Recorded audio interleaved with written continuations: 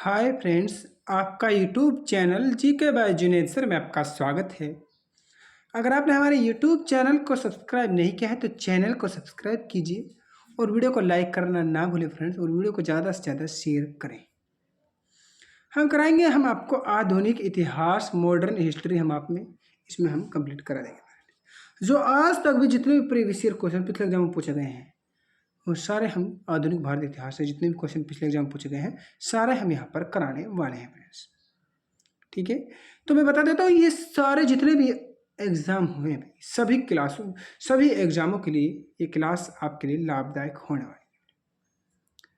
ठीक है, अगर आपने देखिए चैनल सब्सक्राइब नहीं किया, चैनल सब्सक्राइब कीजिए और वीडियो को लाइक जरूर करें।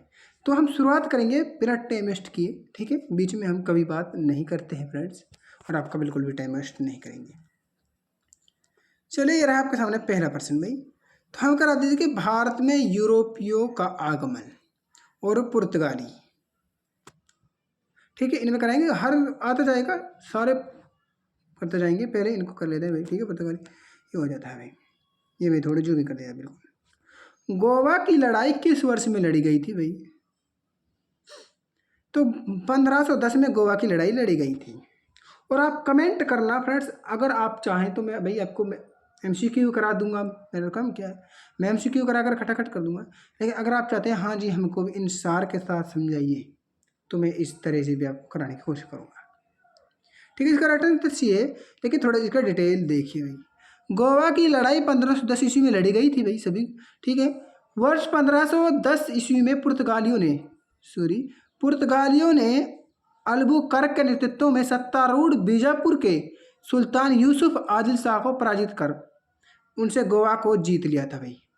ठीक है, इस बात को ध्यान रखना। पुर्तगालियों ने अल्बुकर्क के नेतृत्व में सत्तारूढ़ बीजापुर के सुल्तानपुर यूसुफ आदिल शाह को पराजित कर दिया भाई, अल्बुकर्क ने। ठीक है, यूसुफ आदिल शाह को क्या कर दिया, उसको पराजित कर दिया, उसको मतलब हरा दिया और उसने गोवा को जीत लिया भाई।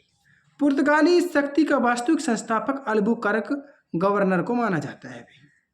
ठीक है, पुर्तगाली शक्ति का संस्थापक किसे माना जाता है? अल्बुकर्क को माना जाता है। इस बात का आप नोट कर लेना भाई। ठीक है, तो इस तरह से हम आपको चलेंगे भाई, आराम से चलेंगे। एक ही क्वेश्चन से हम कम 3 से 4 वो करा देंगे फ्रेंड्स। अब आप समझ सकते हो भाई।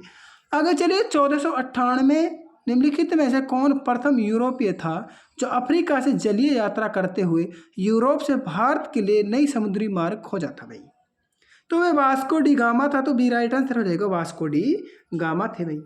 और इससे रिलेटेड कितने क्वेश्चन हो जाएंगे? कम से कम 3-4 क्वेश्चन हम इससे रिलेटेड करा रहे हैं। तो चलिए भाई, यहाँ चलिए इसके बारे में डिटेल देख लीजिए आप। वास्को डी गामा एक पुर्तगाली नाविक था जिसने वर्ष 1498 ईस्वी में भारत और यूरोप के मध्य मतलब बीच एक नए समुद्री मार्ग की खोज की थी भाई। ठीक है, वास्को डी गामा अब्दुल मजीद नामक गुजराती पथ प्रदर्शक की सहायता से 17 मई 1498 ईस्वी को केरल के कोझिकोड जिले के कालीकट या कापड़ पहुंचा भाई। कालीकट के तत्कालीन शासक जमोरिन ने वास्को डी गामा का स्वागत किया था भाई। तत्कालीन शासक जमोरिन ने वास्को डी गामा का स्वागत किया भाई, कालीकट का जो शासक था।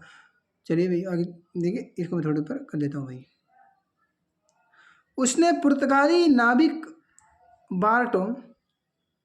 बार्टोलोम्यू डियाज द्वारा 1488 में खोजे गए आशा अंतरिप कैप ऑफ गुड होप के रास्ते भारत का मार्ग खोजा भाई। इससे पूर्व मतलब इससे पहले वेटिकन और अरब के व्यापारियों द्वारा यूरोप से भारत जाने के लिए भूमध्य सागर से होते हुए अरब सागर का मार्ग चुना जाता था। भारत में पुर्तगाली औपनिवेशिक युग का प्रारंभ मतलब शुरुआत 1502 ईस्वी में हुआ तथा 1510 में गोवा पुर्तगाली साम्राज्य की राजधानी बना था भाई। ठीक है, गोवा हो चुकी है। अब आते हैं ब्रिटिश। ठीक है, पुर्तगाली हो चुके हैं आपके। अब आते हैं ब्रिटिश, ये मतलब अंग्रेज, इनके बारे में बात करेंगे भाई। चलिए भाई, ब्रिटिश ईस्ट इंडिया कंपनी ने वर्ष खालिस्तान में फ्रांसीसियों से पांडिचेरी या मतलब पुदुचेरी को छीन कर उस पर कब्जा कर लिया। तो क्या था मैंने 1761 में, ये क्या था 1761 में क्या था भाई। चलिए थोड़ा आगे चलते हैं अभी। ईस्ट इंडिया कंपनी ने 1608 में कैप्टन विलियम्स हॉकिंस को सूरत में एक कारखाना खोलने की अनुमति लेने के लिए सम्राट खालिस्तान दरबार में भेजा था? कौन सर भेजा था? क्वेश्चन। चलिए आगे चलते हैं। ये रहा आपके सामने ऑप्शन। तो वह जहांगीर को भेजा था। किसको भेजा था? तो डी राइट आंसर हो जाएगा जहांगीर को भेजा था।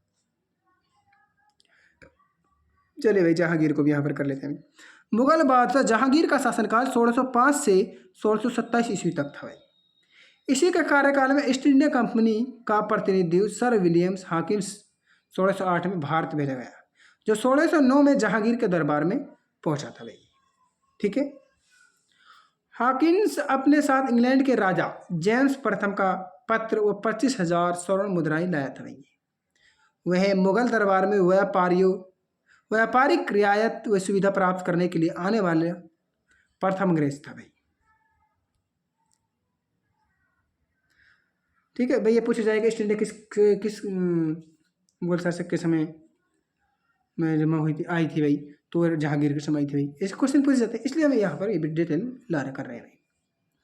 हॉकिंस याद है, हॉकिंस को जहांगीर 400 का मनसब भी प्रदान किया तथा इंग्लिश खान की उपाधि दी हॉकिंस को। हॉकिंस तुर्की और फारसी भाषा का ज्ञात था भाई। हॉकिंस 1611 में वह इंग्लैंड लौट गया और जहांगीर ने 1613 ईस्वी में एक फरमान जारी कर अंग्रेजों को सूरत शहर में थॉमस एल्डवर्थ के अधीन व्यापारिक फैक्ट्री कोठी खोलने की मंजूरी प्रदान किया गया था। भारत आने वाला प्रथम अंग्रेजी जहाज रेड ड्रैगन था भाई। कौन था? रेड ड्रैगन था भाई। आगे चलिए। ईस्ट इंडिया कंपनी ने पूर्व के साथ व्यापार का इकलौता अधिकार प्रदान करने वाला चार्टर इंग्लैंड की शासक महारानी एलिजाबेथ प्रथम से किस वर्ष प्राप्त किया? तो 1600 में किया था। पूरे पर 1600 के अंदर हो जाएगा। चलिए आगे चलते हैं भाई। ये रहा है मराठा साम्राज्य, मराठा एम्पायर, मराठा साम्राज्य करते हैं भाई। निम्नलिखित में से कौन सा युग मराठों की कराधान प्रणाली से संबंधित है? तो हमारे चौथ और सरदेशमुखी। तो ए राइट आंसर हमारा हो जाएगा भाई। देखिए मराठा कराधान प्रणाली में चौथ और सरदेशमुखी दो महत्वपूर्ण कर थे। यहाँ देखिए ये दो महत्वपूर्ण कर थे। एक था चौथ मतलब विजित राज्यों के क्षेत्र से उपज का 1/4 भाग वसूल किया जाता था भाई। यह एक सैन्य कर था जो तीसरी शक्ति के आक्रमण से सुरक्षा प्रदान करने के लिए वसूला जाता था। एक है सरदेशमुखी, यह राज्य की आय का 1/10 भाग होता था। देसाइयों और देशमुखों का मुखिया सरदेशमुख होता था। शिवाजी अपने को वंशानुगत सरदेशमुख मानते थे, इसीलिए यह कर वसूल करते थे भाई।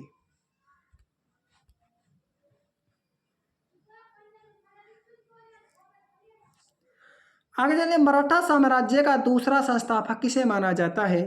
तो बाजीराव फर्स्ट को माना जाता है भाई।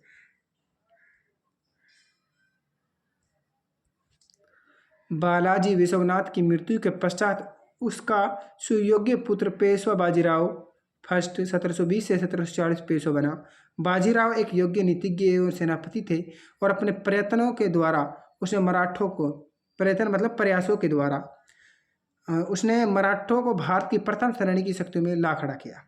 मुगल साम्राज्य के विषय में कहा गया उनका कथन, आइए अब हम इस पेड़ के खोखले तने पर प्रहार करें, शाखाएं तो अपने आप गिर जाएंगी। यह विशेष रूप से प्रसिद्ध है भाई। बहुत जबरदस्त भाई, मजा आ गया मुझे इसकी सुनते भी। वर्ष खालिस्तान में मराठों द्वारा ब्रिटिश को किए गए आत्मसमर्पण से मराठा साम्राज्य का अस्तित्व समाप्त हो गया, जिससे तीसरा एंग्लो मराठा युद्ध भी समाप्त हुआ। तो हुआ था भाई 1818 में। कब हुआ था? 1818 में हुआ था भाई।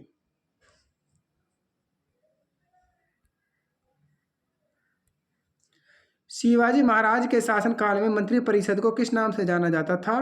तो अष्टप्रधान के नाम से जाना जाता था भाई। आगे चलिए भाई, आगे चलते हैं। यहाँ पर ये रही, इसको किसने नाम से जानते थे? ये देखिए बहुत इंपॉर्टेंट क्वेश्चन है भाई। ये भी देखिए, शिवाजी के शासनकाल में शासन का वास्तविक संचालन अष्टप्रधान मतलब नामक 8 मंत्री करते थे, जिनका वो कार्य राजा को परामर्श देना था भाई। शिवाजी के अष्टप्रधान में शामिल मंत्री, चलिए पेशवा या मतलब अथवा प्रधानमंत्री, पेशवा बोलते हैं प्रधानमंत्री, राजा का प्रधानमंत्री होता था भाई। वाक्यान वाक्यान्वीस अथवा मंत्री उस दरबार के कार्यवाहियों का विवरण करता था भाई। अमात्य अथवा मजूम आधार वित्त अथवा राजस्व मंत्री था भाई। सुरुनवीस अथवा सचिव राजकीय पत्र व्यवहार देखना था भाई जितनी था। और दरबीर या सुमंत विदेश मंत्री वगैरह था। सर ए नौबत सेना मंत्री है भाई। संगठन है, रस कार्य देखना है, ठीक है, ये था भाई इसका। सदर या पंडित राव धार्मिक अनुदान विभाग की मुखिया थी भाई। न्यायाधीश राजा के दरबार समस्त दीवानी एवं फौजदारी मामले यही देखता था भाई, न्यायाधीश था जो। इसके तो भाई ये बहुत जबरदस्त था भी, आपको पता है भाई बाबर के बारे में भी पूछा गया था, ठीक है। अभी इसे हरियाणा सिटी में जो भी पेपर हुआ उसमें अभी इसे भी पूछ सकता है भाई कहीं से। मैसूर करते हैं भाई, निम्नलिखित में से किस स्थान पर वाडियर राजवंश का शासन था? तो मैसूर का था भाई, किसका था? मैसूर का। टीपू सुल्तान और ब्रिटिश ईस्ट इंडिया कंपनी ने मंगलोर की संधि पर किस वर्ष हस्ताक्षर किए थे? तो 1784 में किए थे भाई। तृतीय आंग्ल मैसूर युद्ध के दौरान बंगाल के गवर्नर जनरल कौन थे? तो लॉर्ड कॉर्नवालिस थे भाई।